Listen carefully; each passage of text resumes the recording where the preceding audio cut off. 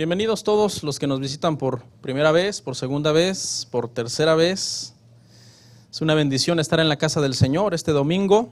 Y bueno, hoy tenemos la cena del Señor. ¿Listos?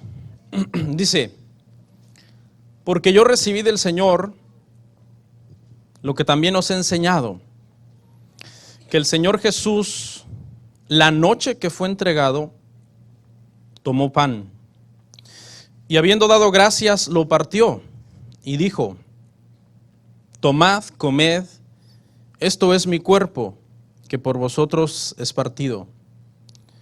Haced esto en memoria de mí. Asimismo tomó también la copa, y después de haber cenado, diciendo, esta copa es el nuevo pacto en mi sangre. Haced esto todas las veces que la bebiereis en memoria de mí. Así pues, todas las veces que comiereis este pan y bebiereis esta copa, la muerte del Señor anunciáis hasta que Él venga. Por favor, oremos.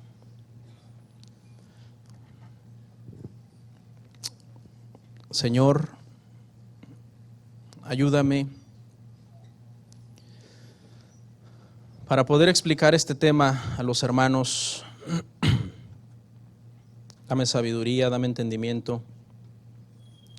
Que la gracia de tu Espíritu Santo nos guíe en este momento para poder ver toda la riqueza, todo el tesoro en tu palabra. Yo no puedo hacer nada sin ti, Señor. Te necesito, tú eres santo, tú eres digno, tú inspiraste cada versículo que estudiaremos hoy, tú eres el que sabes perfectamente qué significa y por qué está en la Biblia, y solo con la ayuda tuya podremos aprender tu palabra y ponerla por obra, Señor. En el nombre de Jesús, amén. Amén. Pueden sentarse, amados hermanos. Sean bienvenidos todos. El día de hoy, hermanos, nuestro tema se titula Entendiendo la Cena del Señor. El día de hoy, hermanos, haremos una pausa en nuestra serie que iniciamos sobre apologética. La iniciamos el domingo pasado. Hoy tocaba el tema 2, pero haremos una pausa y hablaremos este tema que es muy importante. Algunos dirán, pastor, ya hay varios temas que usted ha hablado de la cena del Señor. Y es cierto, me parece que esta es la cuarta vez que enseño sobre la cena. Pero es tan importante, hermano, que lo aprendamos, que este tema en realidad lo podríamos ver en varias ocasiones y siempre quedaríamos cortos de alcanzar a entender todo lo que esto significa. El día de hoy vamos a aprender otras cosas sobre la cena del Señor que no hemos visto en los temas pasados. Así de extenso y de importante es esta materia. Es tan importante que Jesús, justo unas horas antes de ir a la cruz, tomó la última cena con sus discípulos. Él estuvo 3 años y medio con ellos, y durante esos 3 años y medio en muchas ocasiones comieron juntos, en muchas ocasiones cenaron juntos. Pero Jesús decidió despedirse de sus discípulos por medio de la institución de la cena, lo que nosotros conocemos como la cena del Señor. Vea qué tan importante es. Jesús, antes de ir a la cruz, se encarga de instituir este memorial para nosotros, la iglesia. Vamos a analizar 3 frases, hermano, de los textos que leímos. Y la primera frase es, yo recibí del Señor lo que os he enseñado. Este es el apóstol Pablo hablándoles a la iglesia en Corinto, una iglesia en Grecia. ¿Ok? No es la primera vez que Pablo les está hablando el tema, por eso dice, yo recibí del Señor lo que os he enseñado, no dice lo que les estoy enseñando. No era la primera vez que Pablo hablaba sobre la cena del Señor a la iglesia, ya les había enseñado la cena desde hacía mucho tiempo, ya la iglesia la celebraba. ¿Ok? Y aquí vemos en una frase algo bien importante que Pablo dice: yo recibí esto del Señor. O sea, la cena del Señor no fue idea de los apóstoles, no fue idea de un concilio, del concilio de Jerusalén en Hechos 15, donde dijeron: oye, ¿qué hacemos? Oye, pues inventemos algo que se llama la cena del Señor. No fue idea de la iglesia, no es idea del pastor. Pablo dice: yo lo recibí del Señor. Es tan importante la cena del Señor, escuche, que fue la última enseñanza que Jesús dio a sus discípulos. Y es tan importante también que aunque Pablo no estuvo presente físicamente esa noche, porque él no era uno de los 12 apóstoles que anduvieron con Jesús, él conoció a Jesús después, al Jesús resucitado, el Señor le revela a Pablo la cena del Señor después, porque Pablo fue un apóstol a los gentiles. La iglesia en Israel ya sabían que Jesús les había instituido a ellos la cena del Señor, pero el Señor quería que esta celebración no solo fuera de la iglesia en Israel, sino de toda la iglesia cristiana en todo el mundo. Y que las iglesias gentiles que Pablo iba a plantar en diferentes países de Europa y de Asia, también tenían que celebrarla. Ese es el nivel de importancia. Repito, no es la primera vez que Pablo les está hablando. Pregunta: ¿por qué Pablo se los está enseñando por segunda vez? ¿Por qué Pablo les está hablando por segunda vez de algo que ya les había hablado? La razón es porque los corintios, hermanos, no celebraban la cena del Señor correctamente. Hay una forma correcta en que la cena del Señor se celebra, y los corintios no lo estaban haciendo de una forma correcta. Lo vamos a ver en el versículo 17, 1 Corintios 11, 17, vayamos ahí. Escuche: pero al anunciaros esto que sigue, no os alabo, porque no os congregáis para lo mejor, sino para lo peor. ¿Y qué es esto que sigue? Les estaba hablando acerca de la cena. Y Pablo en este momento, hermanos, está un poco enojado con los hermanos de la iglesia, porque cuando ellos se congregaban para celebrar la cena del Señor, no lo estaban haciendo ordenadamente. Según los eruditos, se cree, hermanos, que en la iglesia del primer siglo, la iglesia cristiana del primer siglo, los hermanos celebraban la cena todos los domingos, la celebraban. Primero tenían la reunión de adoración en donde predicaban, se hacía todo lo que se tenía que hacer. Después de eso tenían un banquete que se le conocía como ágapes, que era una celebración en donde todos los hermanos al terminar la reunión comían y se juntaban a comer, y después de su banquete celebraban la cena del Señor. Pero había un desorden tan tremendo, hermanos, en la iglesia de Corinto, que ellos habían vuelto una mezcolanza de las dos celebraciones.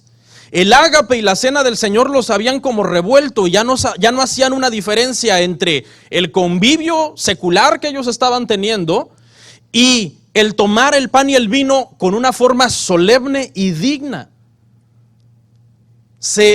Los eruditos dicen, hermano, que los más ricos de la congregación llevaban grandes banquetes y muchas bebidas, se sentaban en una mesa y eran mezquinos y no compartían con los demás hermanos pobres de la iglesia. Y antes de tomar la cena del Señor, primero se ponían una hartada. No sé si usted está familiarizado con esa palabra. Una hartada de comida, de una forma grotesca y con desfachatez. Pero no terminaba el asunto allí. Llevaban bastante vino y se ponían una buena borrachera. Se embriagaban los hermanos en la iglesia de Corinto. Tenemos que entender en el contexto histórico el tema del vino, ¿no? Y el tema del vino en la época de la iglesia primitiva y en nuestra iglesia, en nuestra época, y obviamente eso lo tenemos que dejar para otro día. Pero ese era el desorden tan irreverente que los hermanos hacían la cena del Señor. Habían vuelto de la cena del Señor un circo. La iglesia de Corinto era muy problemática. ¿Qué cree que hizo el Señor? Pablo estaba molesto. ¿Cómo cree que estaba el Señor? Más molesto que Pablo. ¿Sabe qué hizo el Señor? El Señor trajo una disciplina severa y ejemplar sobre esta iglesia. 1 Corintios 11:30. Escuche: por lo cual hay muchos enfermos y debilitados entre vosotros, y muchos duermen. La primera vez que yo estaba convertido, cuando yo estaba nuevo en el Evangelio y yo leí este pasaje, yo dije, qué severo es Dios. Porque esa palabra duermen significa que estos hermanos de Corintio, que eran unos irreverentes, unas personas desubicadas que no sabían hacer diferencia entre lo secular y lo sagrado, Dios trajo enfermedades a unos y a otros muerte. Literalmente, varios de esos hermanos murieron a causa, hermano, de su falta de respeto a la cena del Señor. Usted me podría decir, pastor, eso aplica a los tiempos de hoy. ¿Podría aquí un hermano que es irreverente, que es una persona que no tiene un buen testimonio y hace las cosas indignamente, ser asesinado por el Señor? La respuesta es que no lo sé. La verdad es que en el primer siglo el Señor fue muy estricto. Ananías y a Zafira fueron fulminados en el momento porque trataron de engañar al Espíritu Santo con unas ofrendas que no las dieron de una forma íntegra. Estos hermanos en Corintio fueron aniquilados por el Señor por hacer una burla de la cena del Señor. Señor, como que en el estado de inocencia que estaba la iglesia en sus primeros años, el Señor fue muy estricto porque no quería que inmediatamente al nacer la iglesia se comenzara a corromper y a desviar. De ahí la gracia se ha extendido, hoy muchas gentes viven de forma indigna, no apoyan la iglesia económicamente y el Señor tiene misericordia. Otros toman la cena del Señor de una forma irreverente. En el primer siglo, creo yo, Dios fue muy estricto porque no quería que su iglesia, que era pura, limpia, inocente, recién nacida, comenzara desde bebé a tomar un rumbo de corrupción. ¿Por qué Dios tuvo que llegar a este asunto con los hermanos? ¿Porque Dios esperaba perfección? No. Dios sabe que ninguno de nosotros somos perfectos. Él tuvo que llegar a este asunto porque ellos fueron arrogantes. Si ellos hubieran llegado a la cena del Señor y hubieran dicho, Señor, sabemos que no somos perfectos, somos mezquinos. Mira, nos trajimos comida y no queremos ni compartir con el que no tiene. Perdónanos. Estamos haciendo las cosas mal. Dios no hubiera tenido que llegar a ese punto.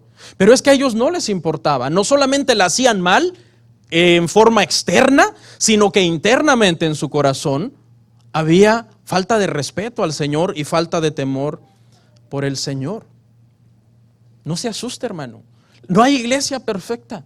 La iglesia de Corinto, fíjese que aunque no es una iglesia perfecta, en varias partes Pablo les dice, Señor, bendice a tus hijos. Te pido por ellos, ayúdalos.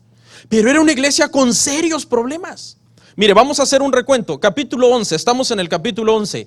En el capítulo 11, la iglesia de Corinto es reprendida por abusar de la cena del Señor. Avancemos. En el 12 fueron reprendidos por abusar de los dones espirituales. En el 13 fueron reprendidos por falta de amor. En el 14 por el abuso de las lenguas. En el 15 por dudar de la resurrección. En el 16 por no querer ofrendar en la iglesia. ¿Qué iglesia? Algunos dicen, no, es que en el primer siglo todo era mejor y todo era perfecto. No, el ser humano siempre ha sido corrompido y con una tendencia a lo malo desde el primer siglo hasta el último día del fin del mundo. Así será.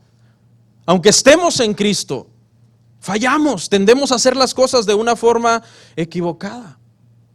Pero el Señor demanda de nosotros perfección. No, lo que demanda es que nosotros siempre estemos avanzando hacia esa perfección. El Señor no quiere que nosotros estemos estancados toda la vida, sino que crezcamos, que demos frutos dignos de arrepentimiento. Vamos a la segunda frase de nuestros versículos. Jesús, el día que fue entregado, tomó pan y vino. Justo el día que el Señor fue entregado. El Señor sabía que iba a la cruz. Y lo último que hace es cenar con sus discípulos. Escuche, esto es importante, fue la última Pascua y la primera cena del Señor. Esa noche fue histórica, esa noche dividió la historia. Esa fue la última Pascua, porque Jesús lo celebró justo en la noche de Pascua de los israelitas. ¿Qué significaba la Pascua? La Pascua significaba que en Egipto, hacía aproximadamente 1500 años atrás, el Señor había sacado a Israel con mano poderosa de Egipto por medio de la muerte de los primogénitos, pero para que no murieran los primogénitos de Israel, se mandó a degollar a un cordero pintar las puertas y los dinteles de la puerta con esa sangre para que el heridor no entrara en la casa de los israelitas y comer todo ese cordero. Y ese cordero pascual que se había celebrado, esa memoranza por 1500 años, cuando Jesús celebra esta noche, Jesús está poniendo fin a la Pascua. Es la última Pascua judía, escuche, y la primera cena para la iglesia cristiana. Una transición maravillosa.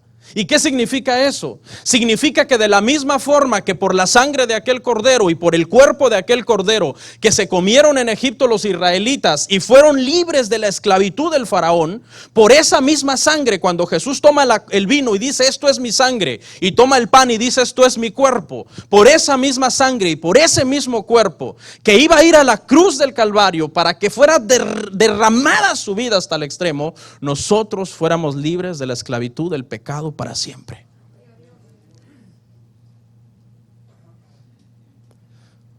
Por eso usamos pan y vino en forma simbólica, porque representa el cuerpo y la sangre de Jesús, el único cordero perfecto, el único cordero de Dios, santo, sin mancha, en quien nosotros tenemos redención de nuestros pecados. ¿Por qué? Por su sangre. La última cena judía y la primera cena cristiana. La última Pascua judía y la primera cena para el cuerpo de Cristo. La última frase que analizamos es: cuando lo hicieres, la muerte del Señor anunciáis hasta que Él venga. Aquí hay tres cosas. Número uno, cuando lo hicieres. La pregunta aquí que nos ocupará es: ¿cada cuándo se debe celebrar la cena del Señor? Ya vimos que la Pascua judía era una vez cada año. Ya vimos que la iglesia primitiva celebraba la Santa Cena o la Cena del Señor. Algunos prefieren llamarla la Santa Cena, nosotros la llamamos la Cena del Señor. Cada domingo, cada primer día de la semana se reunían los hermanos. 4 cosas hacían. Dice que meditaban en la escritura, en la oración, en el ayuno y en el partimiento del pan, que habla de lo que es la Cena del Señor.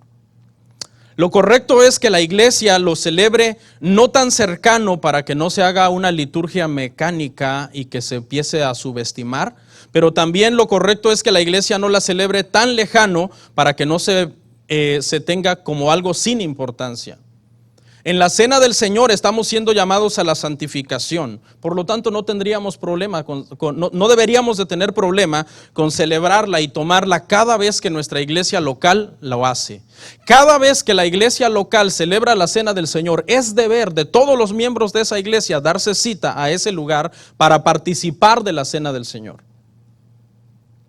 Algunas iglesias de sana doctrina que yo conozco lo celebran mensual. Nosotros lo hacemos bimestral, algunos otros lo celebran cada 3 meses y algunos dicen que lo más lejano sería cada 4 meses, 3 veces al año.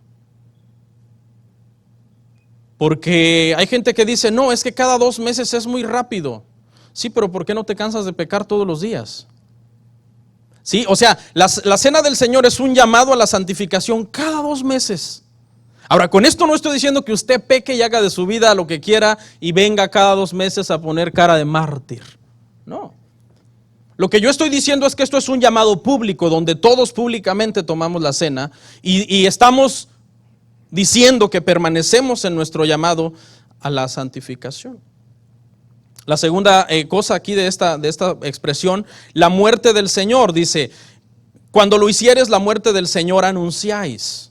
La muerte del Señor es tan importante, es la centralidad del Evangelio. La cruz de Cristo es lo más importante en la Biblia. La cruz de Cristo, hermano, es el mensaje central del Evangelio. Pablo, cuando fue a Corinto, les dijo, yo no me propuse saber otra cosa que no sea hablarles de la cruz de Cristo. Hablarles de Cristo y de este crucificado. Por eso, hermanos, nosotros aborrecemos el Evangelio de la prosperidad. ¿Sabe por qué? Porque el Evangelio de la prosperidad sutilmente esconde la cruz de Cristo y te comienza a hablar de que Cristo vino para que seas campeón, para que seas rico, para que seas tu mejor versión de ti mismo en esta vida. Your best life now. No. Nuestra mejor vida viene ¿cuándo, hermano? Después de esta, cuando estemos con el Padre.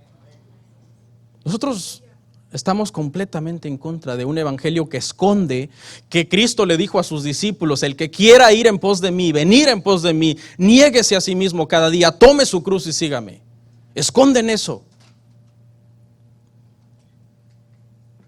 Esconden que Pablo renunció a todo por Cristo. Pablo no murió siendo rico, murió siendo pobre porque dejó todo por Cristo y murió decapitado. Pedro dejó todo por el Señor y murió crucificado, pero él dijo de cabeza: crucifíquenme porque no soy digno de ser crucificado como mi Señor. Juan no quiso negar a Jesús, lo pusieron preso y lo mandaron a una cárcel donde pasó toda su vejez. Eso te lo esconden, que el evangelio implica un cierto sufrimiento. Y que como tal seremos despreciados, seremos rechazados en este mundo, porque nosotros hemos decidido seguir al Señor. Dijo Charles Spurgeon: ustedes no son el azúcar del mundo, que todo mundo quiera de ustedes. Ustedes son la sal del mundo y por lo tanto serán rechazados. Dios no dijo que íbamos a ser el azúcar del mundo y que nosotros le íbamos a parecer dulces a todos los demás. Nosotros somos la sal. Y como sal somos aborrecidos muchas veces, porque nosotros hemos decidido seguir al Señor. ¿Y qué más? Hasta que Él venga. El tercer aspecto de esta expresión, hermanos, es que Cristo vuelve. Esa es la buena noticia. Estamos en un mundo, en un sistema injusto, hermano. En este mundo nos suceden cosas malas, nos suceden situaciones que de repente uno no quisiera pasar, pero es temporal. Y esta leve tribulación en nosotros lo único que produce es un excelente y más eterno peso de gloria en nosotros. Los cristianos, cuando les pasa algo malo y se espantan, entonces ¿qué pasa? O sea, cuando Dios nos quiere procesar a nosotros, ¿qué hacemos? ¡Ay, Señor, sácame de este proceso! No, es que el proceso es necesario, porque por medio de eso es que tú vas a reflejar cada vez más el carácter de Cristo. ¿Cuándo vas a crecer? Si cada vez que algo malo te está pasando, tú lo que quieres es salir corriendo y declarar y decretar: yo declaro que esto se acaba y que soy feliz para toda la vida. No, tranquilo, respira hondo. ¿Sabe que a mí algo que me ha costado, hermano, es aprender a orar y quitarme la maña de decirle a Dios que tome el control? ¿Cómo me está costando esa maña? Porque Dios nunca ha perdido el control. Cuando usted ora: ay, Señor, toma el control de esto que me estoy muriendo. Tranquilo, si Él es soberano. Aprenda a orar, dígale al Señor: aunque mi humanidad no lo entienda y me duela, yo sé que tú estás en control. Mira cómo cuesta quitarse esa maña, hermano. Señor, toma el control. Como que Dios anda por allá desesperado: ay, sí, Bernardo, discúlpame que mira, te dejé sin atención por un ratito, pero ahorita a tus órdenes, mijo, ya voy a tomar el control como tú digas. Si no se cae una hoja de un árbol o un pájaro del cielo o un cabello de su cabeza sin que Él lo sepa o sin que Él lo decrete, ¿por qué se le van a pasar por alto otras cosas? Como enfermedades, crisis, problemas, persecución, vituperio. Cuando os vituperen, ¿sois qué? Bienaventurados. Él viene. Él vuelve a imponer un reino justo, un reino de paz, donde no habrá más llanto, más dolor, más lágrima. Regirá las naciones con vara de hierro y ahí estaremos con Él. Hasta ahí dejamos nuestros pasajes. Voy a avanzar. Hoy vamos a tener un mensaje breve porque tenemos la cena. Pero escuche, le quiero enseñar dos cosas. La iglesia romana, hermanos, celebra muchos sacramentos, muchas cosas que ellos han instituido, que los santos óleos, que la confirmación, que el purgatorio, bueno, un montón de cosas que ellos han constituido como sacramentos. Bíblicamente, a la luz de la Escritura, Jesús solamente instituyó 2 sacramentos. Ahora, no se asuste cuando yo digo la palabra sacramento. Sabemos que para nosotros suena satanizado un poco porque estamos acostumbrados a que esa palabra es de Roma. Pero no es así en realidad. Esa palabra sacramento significa cosas sagradas, algo que es sagrado. No sea tan de mente estrecha, hermano. Por ejemplo, la palabra limosna está en la Biblia y Roma la usa. ¿Deberíamos de quitarla de la Biblia porque Roma la usa? La palabra obispo está en la Biblia. El que desea obispado, buena cosa desea. Pero también la usa Roma. ¿Deberíamos de quitarla de la Biblia porque Roma la usa? No, tranquilo, no pasa nada. No se asuste cuando yo menciono, hermano, que hay 2 sacramentos que como iglesia evangélica protestante debemos cumplir. No hay que ser tan ignorantes, hermano, ni se deje llevar por cosas. Mire, algunos me han comentado que esta cruz les causa un poco de problema. Pastor, es que la cruz es católica. No, esto es un símbolo, nada más. Cristo murió en una cruz. El mensaje más poderoso de la Biblia fue el mensaje de la cruz. Porque dice que a Dios le plació salvar a las personas por la locura de la predicación. ¿Y cuál era ese mensaje? El mensaje de que Cristo había muerto en una cruz para librar de sus pecados a los que vienen a Él. 2 sacramentos entonces. Escuche, el primero es el bautismo. Aquí no voy a detenerme, voy a avanzar rápido. El bautismo todos sabemos qué es.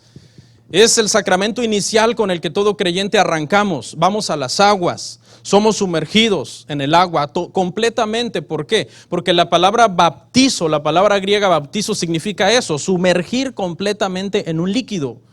En el contexto histórico se utilizaba para teñir una tela en una solución de tintura, en la cual se sumergía el trapo completamente hasta que las fibras de dicha tela se impregnaban de dicha pintura, y una vez que era sacado, todo el trapo estaba impregnado de esa pintura. Eso es lo que significa bautizo. Por eso nosotros creemos en un bautizo por inmersión, no por aspersión. Inmersión es ser sumergido completamente en las aguas, y la aspersión es ser rociado o con un tarrito echarte agua en la frente. También creemos que el bautismo es para los adultos, para quienes han profesado una fe verdadera en Cristo. ¿Okay? Se bautiza uno una sola vez cuando se hace de la forma correcta, en el nombre del Padre, del Hijo, del Espíritu Santo. Es un compromiso oficial donde tú estás diciendo: yo por la proclamación del Evangelio he venido a Cristo en 2 posturas. Número 1, fe salvadora, la cual yo no la produje con mi corazón porque mi corazón no puede, sino que Dios me la dio. Y la venda me fue quitada y vi que Cristo es mi Salvador. Y el segundo aspecto, arrepentimiento genuino, profunda tristeza por el pecado. De tal forma que de ahora en adelante, cuando yo peque, me sentiré fatal. Porque no me gusta el pecado ahora.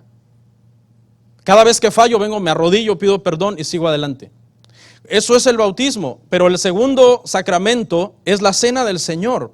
La cena del Señor se practica varias veces. Cada vez que la iglesia local la celebra, los miembros de la iglesia deben de estar en la iglesia para tomarla. También es simbólico. El bautismo no es salvífico. La cena del Señor tampoco es salvífico. Cuando la persona se bautiza, dice: yo tengo una fe salvadora y una convicción de pecado en Cristo. Cuando la persona toma la cena del Señor, dice: me mantengo en dicha convicción y en dicha fe. Por eso se celebra frecuentemente. Y es una forma de que nosotros nos evaluemos como iglesia, si estamos caminando en unidad. La unidad de la iglesia no se puede lograr en la carne, hermano. Eso es imposible. Aquí por cultura, por costumbres, por nacionalidad, por ideología, por política, por deportes, por lo que sea, siempre vamos a salir en un desacuerdo en nuestra humanidad. Entonces, ¿cómo yo puedo tener unidad con alguien que somos tan diferentes en el espíritu? ¿Y cómo es eso, pastor? En el espíritu es cuando yo tengo un temor verdadero de Dios y yo lo que quiero es agradar a Dios. Y usted tiene en su corazón un temor verdadero de Dios y usted quiere agradar a Dios. Yo camino en santificación, usted camina en santificación. ¿Y entonces qué? Cuando venimos y tenemos una diferencia, se arregla sola, porque somos hijos de Dios. El problema es cuando no somos. O tienes un problema con alguien que aparenta ser y no es. Te quiere matar, te quiere romper, cortar la cabeza, romper la cara, iba a decir. Suena un poco duro. Entonces, ¿cómo se logra la unidad de la iglesia? Por medio de nuestra santificación. Por eso cuando tomamos la cena como iglesia estamos diciendo: nos mantenemos en Cristo y nos mantenemos en unidad. En la carne no podemos, es imposible. Si usted a veces usted no se entiende ni con su esposo ni con su esposa, o ni con usted mismo, se mira en el espejo y dice: ay, empieza allí a pelear.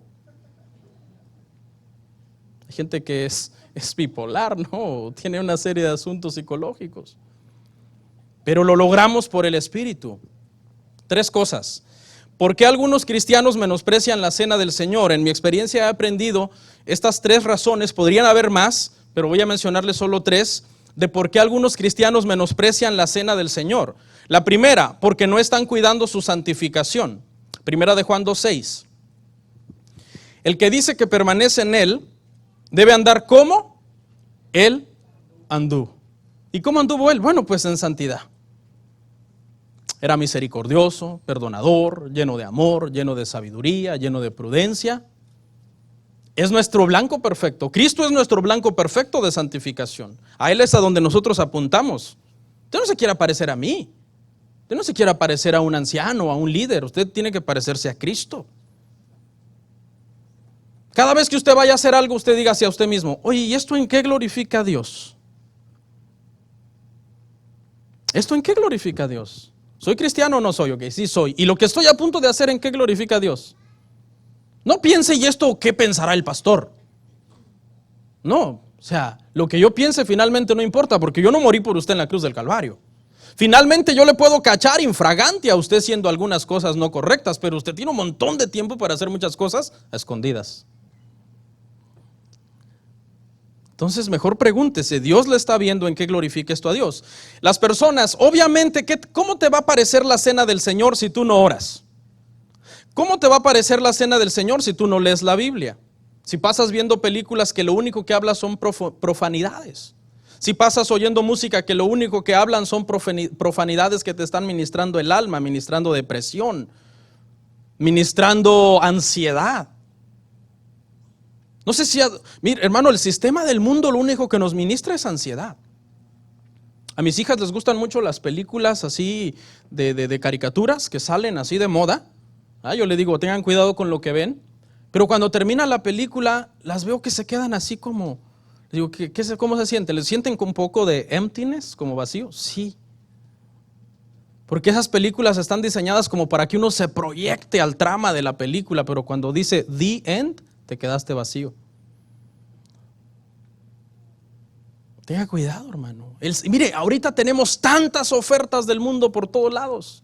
Videojuegos, películas. Hay tanta cosa que nos consume y nos absorbe. Pero ¿sabes cómo vas a quedar después de pasar por todo eso? Exprimido, vacío, deprimido, triste. Y tú, ¿y por qué me siento así? Tienes horas viendo fútbol, viendo películas, oyendo música que no te edifica, oyendo personas que no te edifican. Y 0 minutos de oración, de palabra, de meditación. Vienes a la cena del Señor y ¿qué te parece? Uy, esto es una liturgia aburrida. Esto es una liturgia legalista. El pastor está exagerando. El pastor ya quiere imponer un montón de reglas en la iglesia que ni están bien. Por favor. Lo único que demuestras es que tú estás en otra cosmovisión de la vida. Estás viendo la vida desde un punto de vista muy secularizado, intoxicado del mundo. No se confunda, hermanos. La santificación no es legalismo. Decoro en nuestra vestimenta no es legalismo. Denunciar herejías no es legalismo. Denunciar falsos maestros no es legalismo. Eso es un deber de una iglesia sana. La segunda razón por la que la gente menosprecia la cena del Señor es por ignorancia bíblica. Hebreos 5:12. Porque debiendo ser ya maestros después de tanto tiempo. Subí la voz a propósito para que despierten. Los que tienen tanto tiempo, 10 años, 15 años, 20 años en Cristo. ¿Pero qué cree? Tienen necesidad de que se os vuelva a enseñar, ¿cuáles son los primeros rudimentos de la palabra de Dios? Y habéis llegado a ser tales que tenéis necesidad de leche y no de alimento sólido. La leche es para los bebés, el alimento sólido para los adultos. ¿Cómo se aplica esto a lo espiritual? Cuando una persona está recién convertida, está apenas acercándose a la iglesia, Dios tiene paciencia y misericordia. Es nuevo, está en un proceso. Pero ¿qué pasa cuando nosotros, debiendo de ser ya maestros de la palabra, o por lo menos de las doctrinas básicas de la palabra, ignoramos cosas como, ¿y qué es la cena del Señor? O sea, tú tienes 20 años en la iglesia, pero tú no sabes qué es la cena del Señor. ¿No sabes cómo se toma? ¿Cuáles son los elementos? ¿Quién la puede tomar? ¿Quién no la puede tomar? ¿Quién la instituyó? ¿Por qué lo celebramos? ¿Qué significa? Por eso a veces, hermano, vemos que Dios trae disciplina sobre las personas porque no dan fruto, no avanzan, pasan años estancados.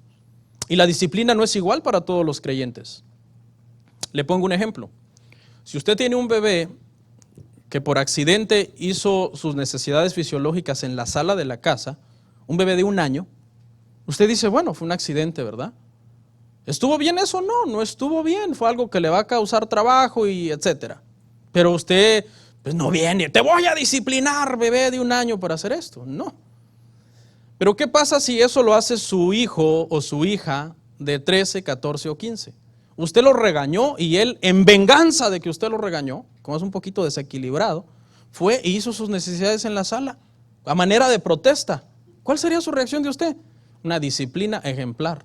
Hasta hacerle un test psicológico. Oye, ¿estás bien de la cabeza? Entonces, ¿qué pasa? La disciplina no es igual para todos en el cuerpo de Cristo precisamente por eso, porque no todos tenemos la misma madurez. Pero hay unos que debiendo tener ya más madurez y que andan perdiendo el tiempo en cosas vanas, muchas veces el Señor tiene que traer la disciplina. Pero dale gracias a Dios por la disciplina. ¿Sabes por qué? Porque Él solo disciplina a sus hijos. Solo a sus hijos. Él no disciplina a los ajenos. La tercera razón de por qué la gente menosprecia la cena del Señor. Porque no han entendido la gracia. Efesios 2 del 8 al 10.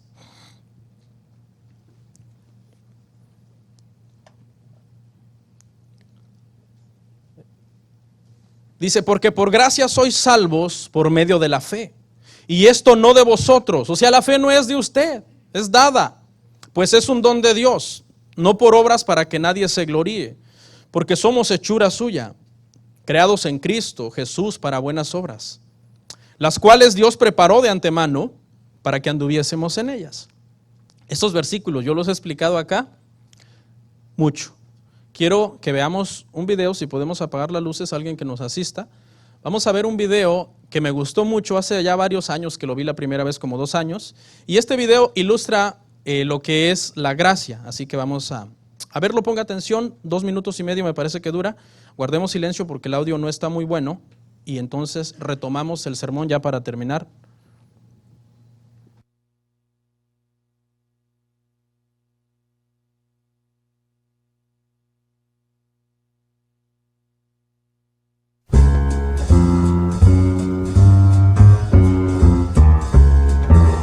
Siguiente. Archivo, por favor. Veamos, unas cuantas mentirillas, unos cuantos robos por aquí y por allá. De vez en cuando te portaste bien. Traté de vivir una buena vida. Sí, vamos a ver qué tan buena.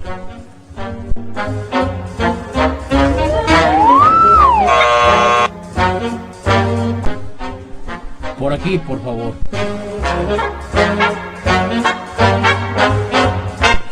Siguiente. Archivo, por favor. Ok, hice cosas malas, Sí, ya vi. pero también he hecho cosas buenas, o sea, aparte de las malas, una vez rompí un cristal, así como que levanté todos los pedacitos. Eso cuenta, ¿no? Vamos a averiguarlo.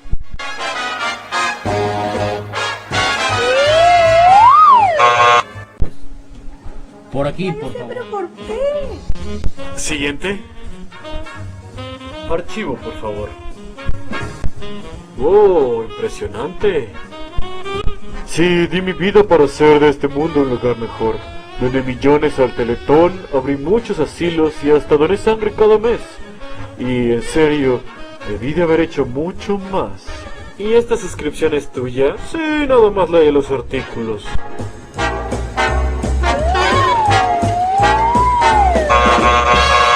Pero no vi nada más leí los artículos, en serio, en serio. Siguiente.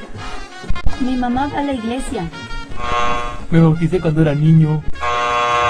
¿Recibes American Express? Siguiente. Archivo, por favor. ¡Wow! Alguien ha estado ocupado. Ok, acabemos con esto. Disculpe, señor, no sabía que estaba con usted. Hijo de Dios. Ok, sube la báscula. No, tú no. Él.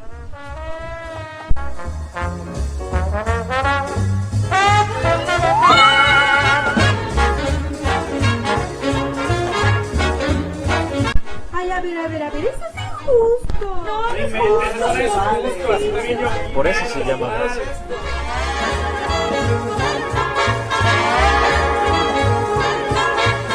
Siguiente.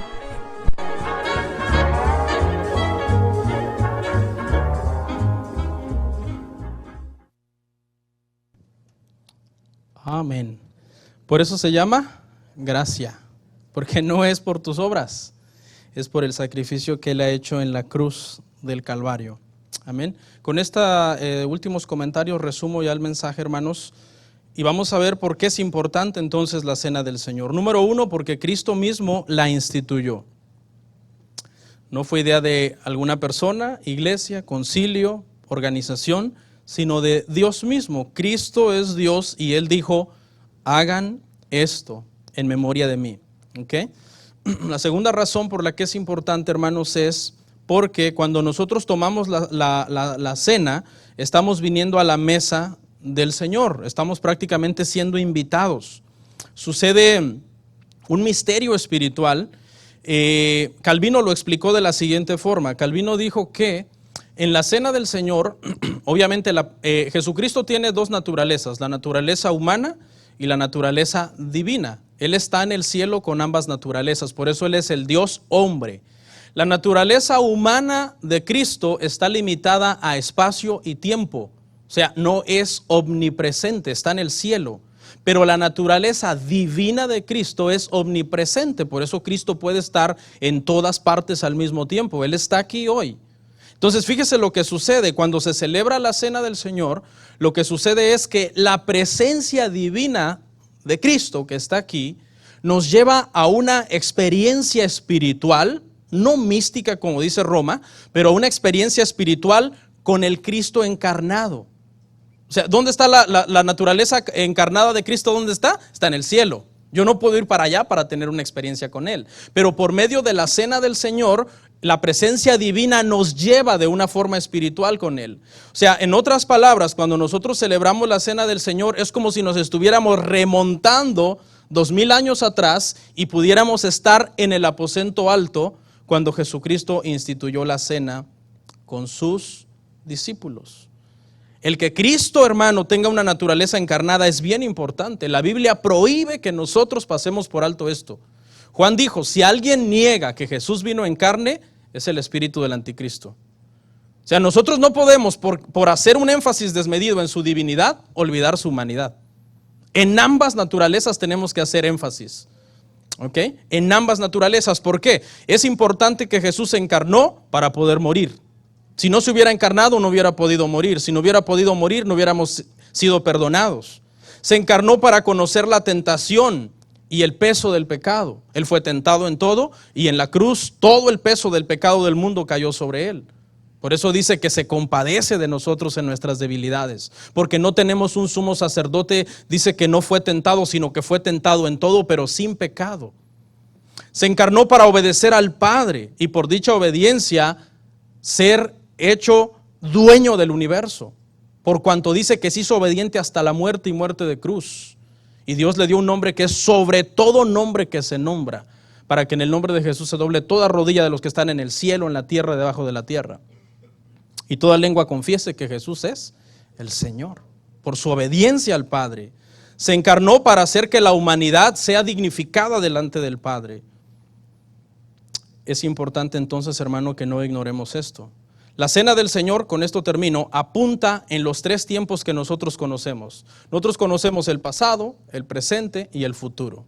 Cuando nosotros celebramos la cena del Señor, estamos mirando hacia el pasado, recordando su cruz y su muerte.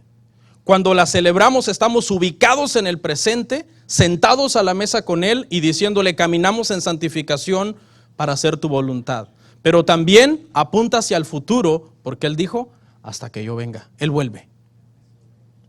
Es algo bien tremendo, hermano. Cuando celebramos la cena del Señor estamos ubicados en todos los tiempos que conocemos. Y con esta cita concluyo. 1 Corintios 11, 31 al 32.